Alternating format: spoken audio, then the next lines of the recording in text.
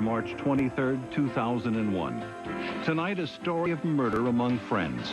A young man, his best friend, and the girl who came between them. A romantic triangle that left one boy dead, another accused, and a town divided. Colin was jealous. The prosecution claims they had motive, a murder weapon, a witness, and a suspect. He was my best friend. I have absolutely no doubt that Colin Wales killed Jimmy Dixon. I believe it, and the jury believes it. To this day? To the end of time. But Colin Wales has his own story. You want to hear about the monster? And there are some willing to listen. I just think that Colin's claim, it deserves to be taken seriously. He says that a monster killed Jimmy Dixon. An entire town thinks that monster is Colin Wales. Well, they're wrong. Emma Reed looks into a baffling crime and explores the shadowy subculture of internet-based paranormal investigators determined to prove the impossible. You think people should be afraid of the dark? They should be terrified. Oh, God! The Final Word with Dex Crawford and Cynthia Wyden. With reports by Chris Teller, Brenda Diaz, and Jay Pearson. And now from our studios in New York, Dex Crawford. Good evening. Two boys, best friends, met on a chilly night last December to settle a score concerning the girl they both loved.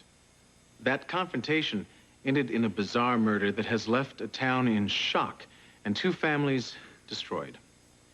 Perhaps what was even more bizarre was the defense claimed by the boy accused of the crime. A defense that was dismissed out of hand by the boy's own attorneys, but not by a small band of internet entrepreneurs whose bread and butter is the stuff of nightmares. Here's Emma Reed.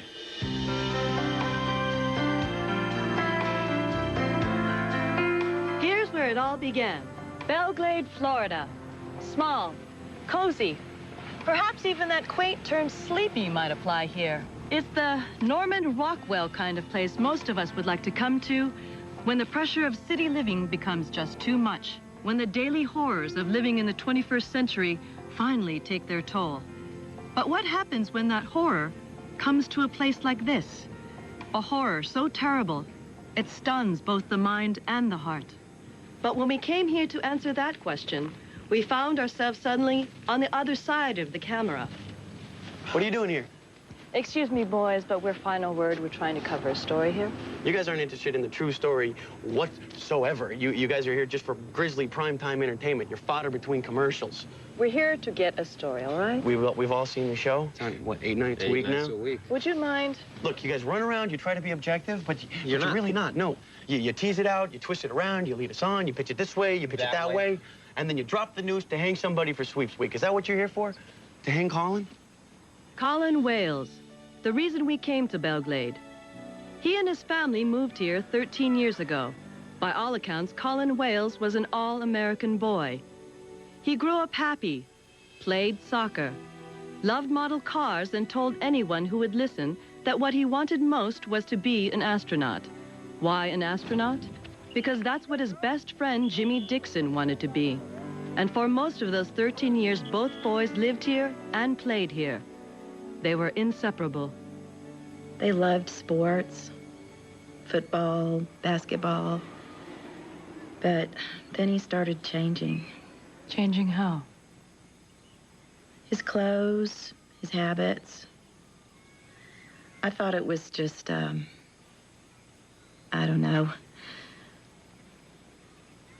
I went through this. We all do. It's called growing up, you know, the music. The rebellion. It's normal stuff. But it stopped being normal. Colin's life was taking a dark turn. He'd been accused of vandalizing the school, driving drunk, and stalking his best friend's girl, Tawny Lambert. Within 4 months of starting his junior year in high school, Jimmy Dixon would be dead. Stabbed 77 times 1 week before his 17th birthday. And his friend Colin Wales accused of his murder. 3 months later, Colin was convicted. And because he was tried as an adult, sentenced to death in Florida's electric chair. But questions still remained. The weapon assumed to have been used in the murder, a medallion Colin had bought for himself just 2 weeks prior to the killing, had never been found. And there was the question of Colin's claim of innocence, his unwavering story that something inhuman killed Jimmy Dixon. That's what killed Jimmy! Colin had some convinced. I know what I saw. Derek Barnes, a journalist in the loosest sense of the word. And he was about to take us on a journey none of us will ever forget. Neither will you. Coming up next on The Final Word. Maybe the villain is still out there. Several of Jimmy's internal organs had been eaten. Come on, Jason! What the hell was that? More after this. Here we go.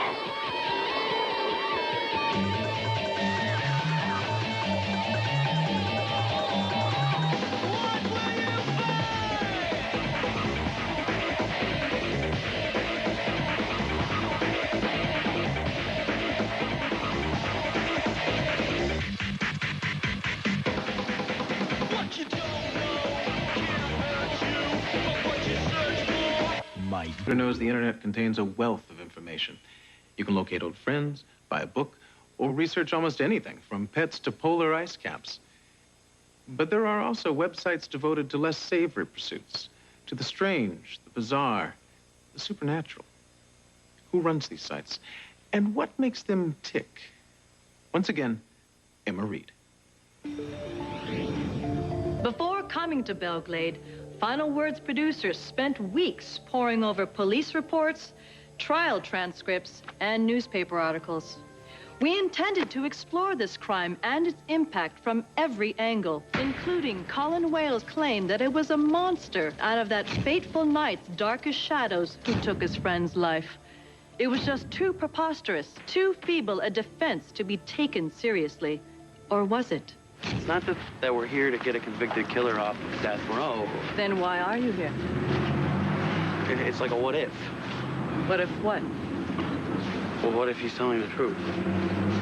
We discovered that Colin Wales had a champion, someone willing to consider his claim of innocence. That champion was Derek Barnes, a surfer in both senses of the word, looking more like a beach bum than a knight in shining armor. He's the self-styled webmaster of an internet site called Freakylinks, a site devoted to the exploration, and some might say exploitation, of all things strange, bizarre, and supernatural. What's the harm in hearing him out? Don't you think it could be hurting the people left in Belglade, struggling to put their lives back together? What about Colin? I mean, his whole life has been trashed by this thing, don't you think? What about his life? Most people would say he's the villain of this piece. Maybe the villain is still out there. The monster? He said the flying monster. Perfect for your site. Yeah, it's tailor-made. If I were shopping for an alibi, I don't think a flying monster from the sky killed my best friend would be my first choice. Not unless you believed it. And there are other believers. Derek's gathered a group of like-minded young investigators to assist him. Jason Tatum is Harvard-educated with a law degree. Chloe Tanner brings her degrees in folklore, myth studies, and social psychology to the pursuit of the strange. And Lon Williams, with a master's in computer science from Berkeley, keeps the technical side of things up and running. You know, for a bunch of highly educated ghost hunters, you all seem pretty normal. It's early yet. Do people take you seriously? What people? The people you're trying to convince. I don't think we're trying to convince anyone of anything. Yeah, we're just putting it out there. Skunk apes? Desert squids? If it's weird, we're on it. Weird, yes. But are they for real? Skunk apes? Prehistoric creatures? Radioactive kittens that glow in the dark? Most of your previous investigations have involved strange sightings, unexplained phenomena. Now, don't take this the wrong way, but everything seems designed for laughs. Yeah, well, it's a good time. But this time you're coming to the defense of a convicted killer. Yeah, but it's still a sighting. Colin Will saw it. Whatever it was. Yeah, and we're just trying to explain whatever it is. Perhaps it's just the desperate ramblings of a young man fighting to save his life. You know what? Whatever attacked us that night in the park wasn't anybody's desperate ramblings. You saw the tape. Jason and I were almost killed. The tape. One of many provided to us by Mr. Barnes and his team. It begins at Belglade Park, the scene of Jimmy Dixon's murder. It was hours after our first encounter with Derek and Jason. We had left to continue our interviews while they stayed behind to document the case for their website. All right, so they're fighting about some girl. The infamous Tawny. Exactly. It's after midnight, and they hear the sound kind of like an airplane. Someone with a prop job, something like that. The thing comes out of the bushes, flies straight towards them, and they take off running. And they hide under the bleachers, bro, scared out of their wits. Whatever this thing is, it attacks. Knocks out Colin. Colin, gone, okay? And then it goes after Jimmy, and it gets him, and it kills him. Blood everywhere. When Colin comes to, there's cops all over the place, okay? And Jimmy's laying dead in the grass 50 feet over there. But Jimmy hadn't just been killed. He had been butchered. You have to understand that this was not a run-of-the-mill crime of passion. The coroner counted 77 distinct stab wounds on Jimmy Dixon's body, and there were even indications that several of Jimmy's internal organs had been eaten. Eaten? Partially devoured. Which organs? Kidneys, liver, and stomach. All of this cannibalism, Jimmy, he was eaten apart, okay? All of this blood and no murder weapon. And the little knife that Colin was supposed to have used? No way. Impossible. Yeah, and the forensics never conclusively stated that the wounds found on Jimmy Dixon's body were in fact made by a small blade. And why wasn't Colin drenched in blood? They didn't find a single drop of Jimmy Dixon's blood on him at all. And what about that witness, huh? Well, the English teacher said he didn't see anything. Which means the evidence was inconclusive. Exactly. Reasonable doubt? You might think so. But none of the inconsistencies in the evidence could explain away the eyewitness testimony. Police emergency. Yeah, there's something wrong out in the park here. Where are you, sir? Belglade Park. I live across the street, and someone's screaming up near the bleachers. Units are on the way. Is there a weapon involved that you can see? Can you see anything? I don't know. I saw two boys out there about 10 minutes ago, I guess. Two boys? Yeah, I think one of them was Colin. One of them is who? Colin Wales. I teach English at high school. He's in my class. Seth Hubbard lived across the street from the park, close enough to hear almost everything that happened that night. Yeah, my wife's on sabbatical.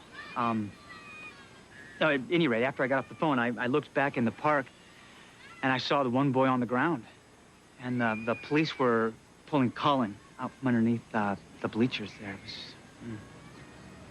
The bleachers, a shadowy place where, for generations, kids have gone to do the things most parents wouldn't approve of. But murder? Colin's claim that it was a monster that killed his friend was about to gain some credibility. That is, if you believe an internet journalist eager to prove the impossible. Well, what if he's telling the truth? Which brings us back to the tape Derek Barnes and Jason Tatum shot that night under the bleachers. It contains several minutes of video that must be seen to be believed. Or not believed, depending on your point of view. What is that? What is that noise? I don't know, man. Get out.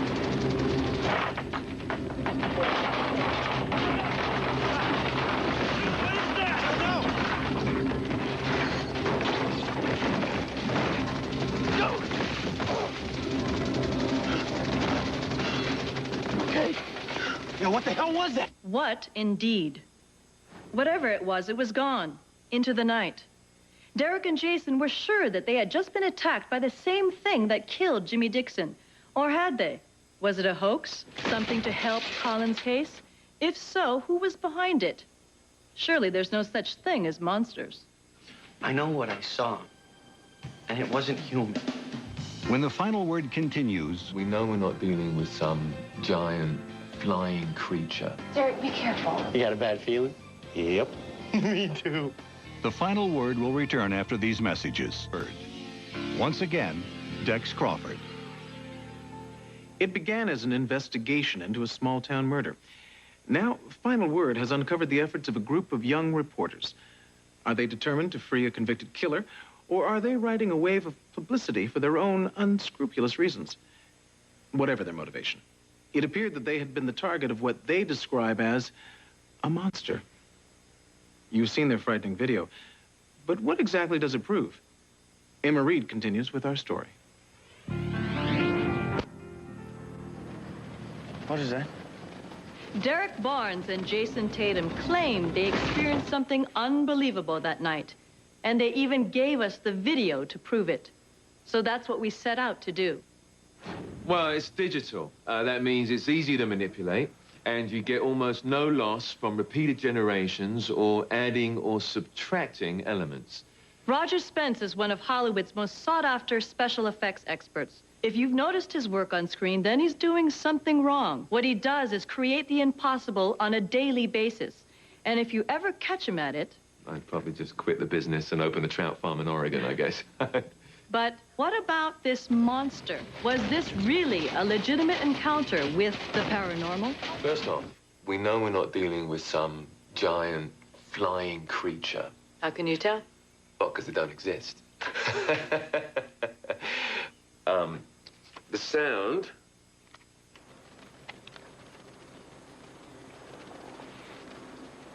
Hear that? The droning. What is that noise? Sounds like some special sound effect from some World War II movie, doesn't it? Some lumbering bomber on its way to Berlin. Yes, now that you mention it. Probably sampled that from 30 Seconds Over Tokyo or something. Oh, and this is coming up. There. See that? That's a man in a suit. Roger Spence? That guy is a thief. Why is that? Wait, did you see his last movie? He stole the cost of a full-price movie ticket right out of my wallet. Man, his effects, they suck. An imaginative young man, a website devoted to promoting the unbelievable. Were they really attempting to investigate a murder case or simply hitching a ride on this particular tragedy for their own selfish gain? They're vultures. You have to admit, they do bring up some interesting points. Like what? Like the forensics, the lack of a murder weapon. We know Colin's knife was used. But you never found it. And the opinion of some medical examiners is that the wounds on Jimmy Dixon's body could not have been caused by a knife that small. These were deep, deep wounds. There were 77 stab wounds. Now try taking a pot roast and stabbing it 77 times, and you tell me where one wound ends and another begins. Those wounds were so deep because nothing stopped Colin Wales's hand with that knife from penetrating deep into Jimmy's body. So you're confident there was no monster? I have to ask. No, there was no monster. I'm fairly confident of that. But Derek Barnes and Freakylinks were not about to back down, determined to prove that what happened to them under the bleachers that night was in fact real. They sought out their own expert, someone who could either confirm or deny their outrageous claim. You got it? Yeah, I think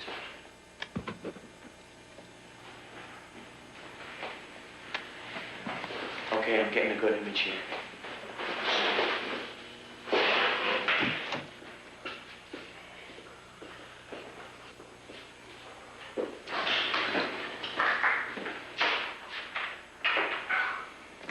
Hey, I'm Derek. It's nice to finally meet you in person, man. I'm Chloe. So, you want to hear about the monster? Colin declined an interview with Final Word, but he did grant Derek and Chloe some time to discuss his version of the events. How are you holding up?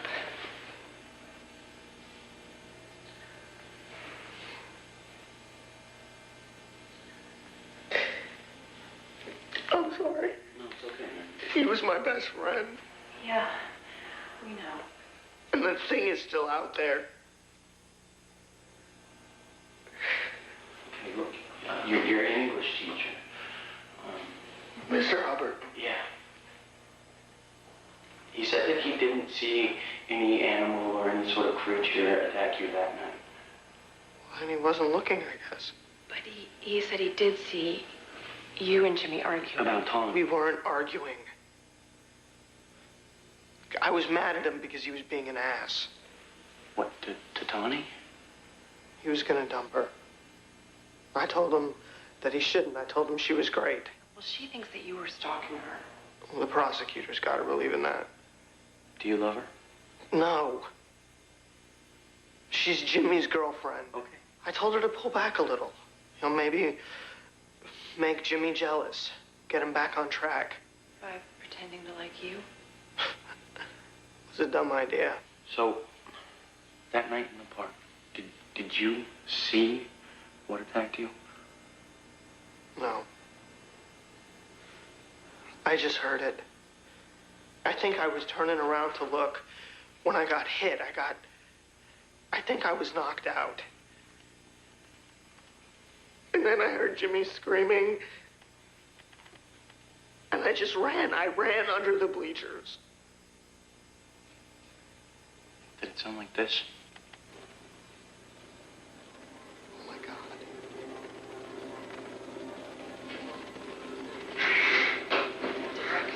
That's it! That's it! Is that it? That's what killed Jimmy! Turn it off. No. Turn it off. It's too much for him. Turn it off. Okay, it's off.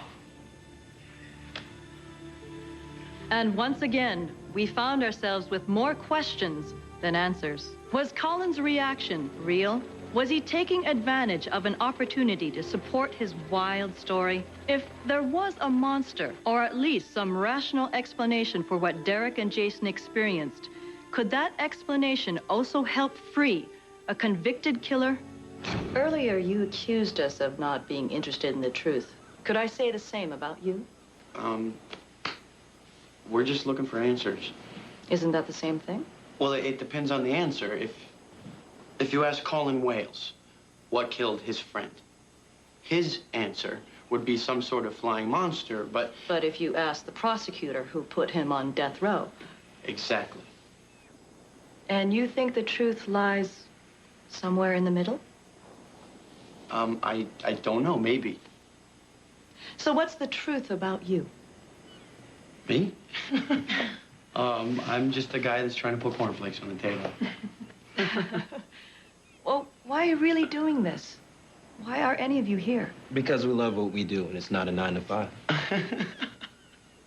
Because this place would crash and burn without me. That is so true. Chloe, how about you? Why are you here? Well, the ability of human beings to create their own reality and believe that reality fascinates me. Do you sometimes believe what you encounter here? Well, sometimes it's hard not to. Doesn't your scientific objectivity go out the window at that point? No. Except during the case of a little boy suffering a post-traumatic disorder after witnessing a brutal massacre in a fast food restaurant.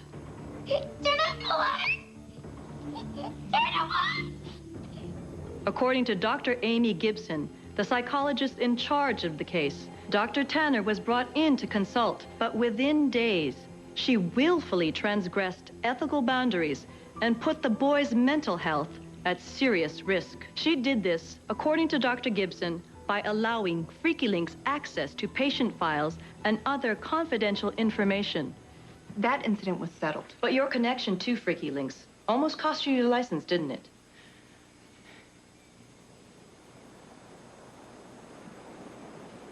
I'm just giving you a chance to explain yourselves. No, that's not what you're doing at all. You're trying to make us look like the Manson family. And what are you going to do? You're going to drag out my DUI arrest next? Or Jason's bar fight? Jason knocked a man out. Hey, you groped Lon. What do you want me to do? Not that I couldn't have taken care of myself. Could we talk about Derek's twin brother, Adam? No, we can't. I'm just curious about it. I just said no. That's it. I'm done. We just want to see how you go about... You want to see how we work? Yes. Then let us work, all right? What's his name? Who? Your cameraman. Bob, and that's Don on audio. How are you guys? Are you guys pretty light with all of that gear? We manage. Yeah? Well, then, let's drop the tripods and let's go investigate, okay? You want to hunt monsters? Let us work, follow us around, and try and keep up, okay? The gauntlet had been thrown. Freakylinks would give us full access to their tapes, and we promised to show whatever they eventually found. But Derek's decision to provide our cameras full access wasn't greeted with total acceptance. They're gonna build you up and they're gonna knock you down. You know what? That's happened before, and I've landed on my feet before. And if that happens, I'll land on my feet again. This is different. Yeah, this is different. This is huge, Chloe. That's exactly what I'm trying to say, Derek. Any credibility What we have credibility? will be out the window. What are you doing? Keeping up. Not you. Come on. Oh, this is the tape from when you guys were under the bleachers? Well, what were you doing to it? Oh, it's just fast forwarding. Okay, do it again. But Derek Barnes remained undaunted. Okay, now what's that sound like to you? Like flies, lots of them. Exactly. Okay, rewind it. Okay. Now play it back again, normal speed, okay? Okay. Now what's that sound like to you? A big bug? A really big bug. So where are we going? We're gonna go look for a nest. Get your insect repellent. We found ourselves crisscrossing Belglade with the Freakylinks team. What we were looking for, believe it or not, was a giant insect. Wow. What, like a wasp? Yeah, exactly. Yeah, just like that. Like yeah. So maybe if you're looking for a pack of wild dogs, I might be able to help you. Maybe next time. No. I mean, I see bugs and bees and the flowers. And when it all seemed hopeless, we heard about Ed. Must be a bitchin' slow news day. Might ask Ed. Who's Ed? Ed. I usually find him by the dumpster out behind the Italian restaurant after 10 o'clock or so. Okay. He was talking about bugs, big mothers flying around a few weeks ago. Uh-huh. Where does Ed sleep? Abandoned building across town. The building was an unofficial residence for the area's homeless, a haven for squatters and drug addicts, condemned by the city of Belglade. Okay. Yeah. Okay, there's a pretty bad smell coming down here.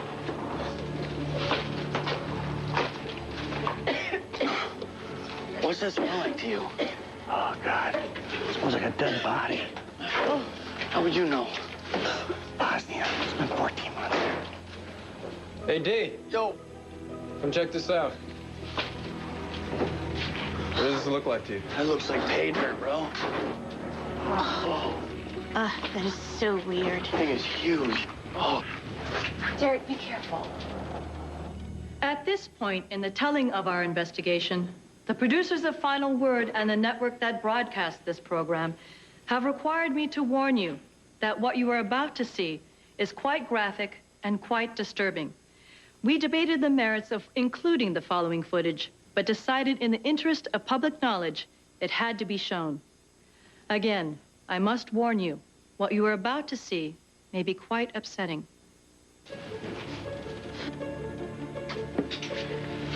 What is that? I don't hear anything. It's moving. What? Oh. Wow. Okay, Bob, we should go. Let's go. Let's go, guys. Now, wait a second. Derek, if these are killers.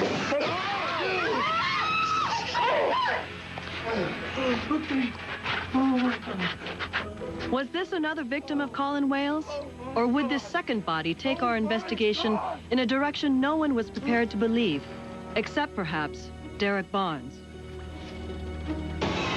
The Final Word will return in a moment. A three-time winner of the Armstrong Meredith Award for Journalistic Excellence. Here again is Dex Crawford. Now there were two victims. The latest found by the Freakylinks team in what appeared to be a giant insect nest. But was it really a nest? Or was it some creative, even duplicitous attempt at supporting Colin Wales' story of a giant flying monster? Was there a connection between this death and Jimmy Dixon's murder?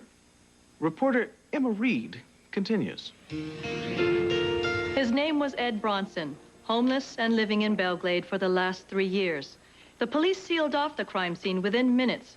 No one was willing to talk on the record, not even the normally effusive Derek Barnes. Colin Wales was a young man facing the electric chair after being convicted of murdering his best friend And Freakylinks had come to his defense with a story that now seemed to have some credence. The medical examiner confirmed that the dead man had been stabbed repeatedly and partially consumed, just like Jimmy Dixon. But did this substantiate Colin's monster defense, or merely open the door to another potential murder case for the prosecution? Do you have any suspects? Colin Wales. How do you figure? Well, serial killers have been known to warm up to their need to kill by murdering homeless people. Colin isn't a serial killer, is he? Well, do we have any proof that he isn't? For all I know, there may be more bodies out there. Or maybe you stopped him in his tracks. I can only hope. So you believe he killed Ed Bronson, constructed an elaborate nest, and then set his sights on Jimmy Dixon? Absolutely. The body bears the same wounds, same signature. What if there was another killer? Another man, another woman, someone with their own pathology. Someone who crossed paths with Colin Wales and is willing to let him go to the electric chair for their crimes. No. No? No. It's people like the prosecutor that make cases like this so difficult. You mean because of their skepticism? That and their ability to arrest us. Well, you've got to admit your theory is a bit out there. Yeah, so were Einstein's theories. Not that I'm comparing. So you have it in your possession? Great. What? Derek. Frankie. Hey. A simple phone call was about to blow everything wide open. Okay. All right, then. Yeah? Yes. Okay, this is not for you. You cannot. I don't want any of this. Wait a second. No, I want you what to about turn our this on. agreement? We have No, full disclosure, no. remember? Lon Williams attempted to meet an informer away from our cameras. We drove in circles for 2 hours. Derek had told Lon via cell phone that we were following her, and she tried to lose us repeatedly. We thought she'd succeeded until we spotted her car in a parking garage. We later learned that Lon Williams had managed to secure a copy of the sealed coroner's report from a county employee. So you have sources? Yeah. Are your informants on some kind of payroll? No. Why, we really don't have a payroll around here. So why do they do it? You know, I don't know. Maybe they want to believe in something. Like what? Something unbelievable. Payroll or no payroll, Freakylinks leapt into the evidence with their usual enthusiasm. Hey, check this out. The coroner retested Jimmy Dixon's tissue sample. And we got some more bug juice? Yeah, the kid was full of it.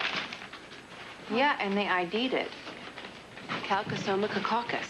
Calca what? Calcosoma caccocus, a beetle found in Southeast Asia, Malaysia to be precise. Researchers believe that its saliva could aid in the treatment of malignant tumors. You know, I really wouldn't call what happened to Jimmy a viable cancer treatment. All right. Check out the lead biologist. Gloria Hubbard? Gloria Hubbard, wife of English teacher Seth Hubbard. Remember him? He was the 911 caller who alerted the police to the attack in Belglade Park. Where are you, sir? Belglade Park. I live across the street. Someone's screaming up near the bleachers. He was also the prosecution's key witness. We'd begun our story in search of a motivation for murder and its painful aftermath. We soon found ourselves hunting for monsters, and Seth Hubbard seemed to be closely connected with the one person who knew them intimately, his wife. It's really interesting how things get interesting, isn't it? So the case was blown wide open. And when we come back, the dramatic conclusion.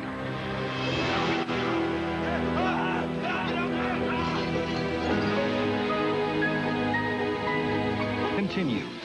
From our studios in New York, Dex Crawford. Returning to our story, if this case didn't have enough surprises, suddenly the prosecution's key witness, Seth Hubbard, was linked in not one, but 2 murders. Derek Barnes and the Freakylinks team set out to confront Hubbard. Was there a link? Would Colin Wales' conviction be overturned? Would the prosecutor even consider a defense that hinged on the paranormal? Emma Reed takes us through this incredible story's final chapter. But be warned, things are about to take a frightening turn. As we followed the Freakylinks team to Hubbard's home, there was a sense that this was what Derek Barnes and his friends lived for. Are you nervous? Nervous about what? All we're doing is asking some guy and his wife a couple of questions. What's there to be nervous about? Hello? Should we maybe be a little less intimidating? We've got 3 cameras here. You know, I'll turn off mine if you turn off yours. No deal. Sorry, Chloe, I tried. Hey, it's Derek Barnes from Freakylinks. I'm gonna look around back. Well, you're not going alone. Got a couple questions for you. Want to try knocking? You're doing fine. Can you feel it? What? We're onto something. Something dangerous. Been there, done that. What, hunting monsters? Yeah. The humankind. You got a bad feeling? Yep. You like it? Yeah. Me too. Hey, all the lights are out. I don't think anybody's home. Let's go back.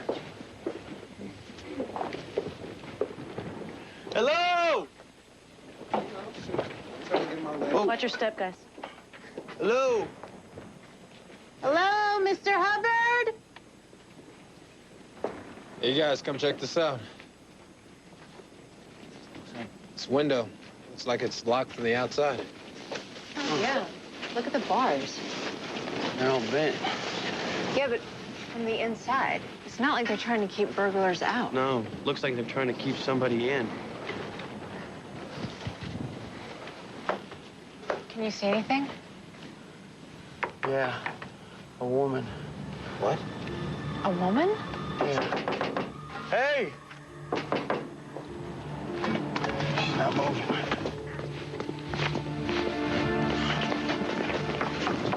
Hey! Didn't Mr. Hubbard say his wife was on sabbatical? Yeah, but he didn't say where. Mrs. Hubbard? Miss Hubbard, we're here to help.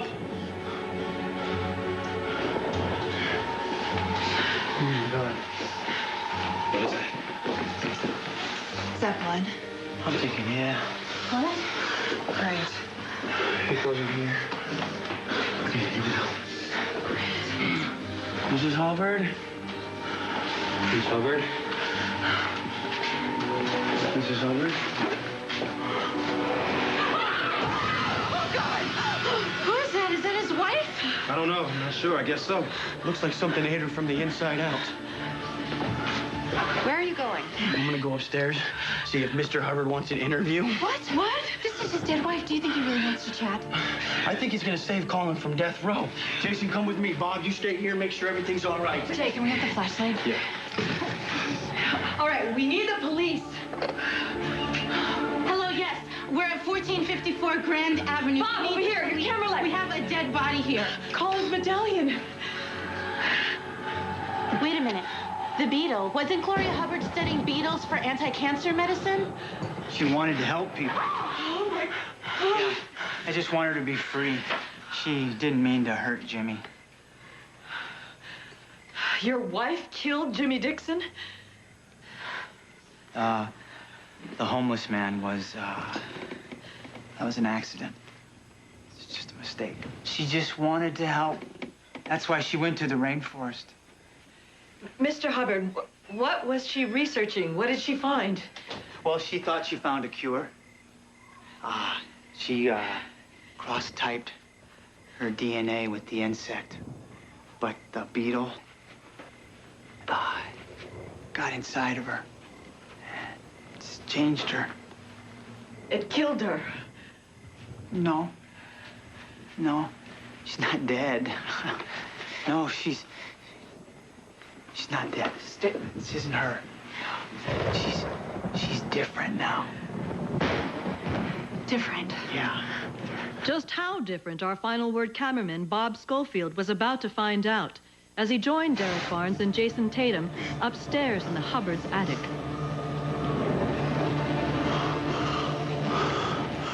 What's that sound like to you, man? A little bit.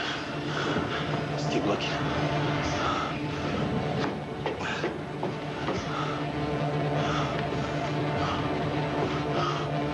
Couldn't stand missing out on the action, huh, Bob? You know it.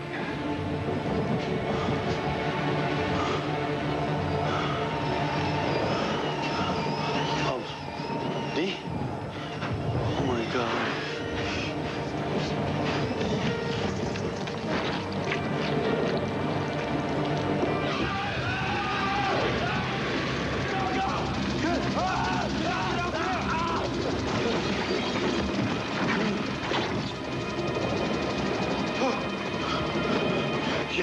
right? Yeah, you cool? Yeah. Bob, your head. You got hit. You okay? I'm all right. It's just a little scratch. That was incredible. Did you guys see that? It was so incredible. It was over. The prosecutor had another case, but Derek Barnes had other ideas. Hubbard didn't kill anybody. His wife left for sabbatical and came back with a bug problem. A DNA cross-match, bizarro medical research. You can call it whatever you want to, but we're never really gonna know what happened. She went out to feed, and we called it murder, but for her, it was just survival. And Hubbard, he was just trying to keep her safe. Well, you've got this prosecutor who just wants to fry somebody for murder. And Colin fit the bill, so But it was a giant killer insect. Absolutely. You really believe that? And you don't? You saw what happened. Bob got it on tape. Something flew out of that attic. Now look at me. There are monsters out there, and you saw one, and you know it. We're not sure what we saw, but the 3 independent entomologists final word contacted were sure. They said this species of Caucasoma caucacus has never been known to grow to more than a size of 7 inches. As far as DNA cross-matching is concerned, one entomologist called it the stuff of science fiction. But what we do know is Seth Hubbard confessed to killing his wife, Jimmy Dixon, as well as a homeless man whom he put in a makeshift cocoon. What prosecutors have called the demented pathology of a very strange serial killer. Colin Wales was free to mourn the friend he'd lost, free to go on with his life.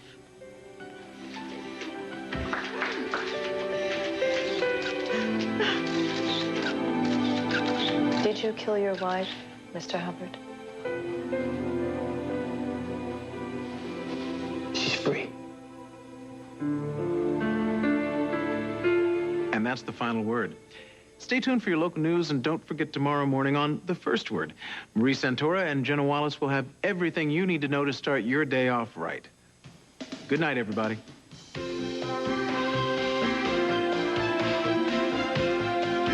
The Final Word is brought to you by the Simpkins Group, insuring families for over 75 years, and by the Sanford Corporation, investments for a lifetime. Stay tuned now for your local news. You're hot. You're hungry. You're unhappy. Do I look fat?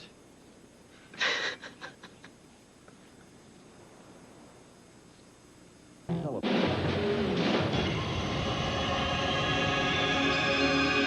your hands behind your back. Stop resisting. Listen up for Cops. Then, for over 13 years, your viewer tips have helped America's Most Wanted capture 672 dangerous fugitives. But we're not stopping there. This week, help bring down... These guys are armed. These ruthless carjackers and end their reign of terror. They have no fear of death. You can help. All new America's Most Wanted. It all starts at 8/7 Central tomorrow on Fox.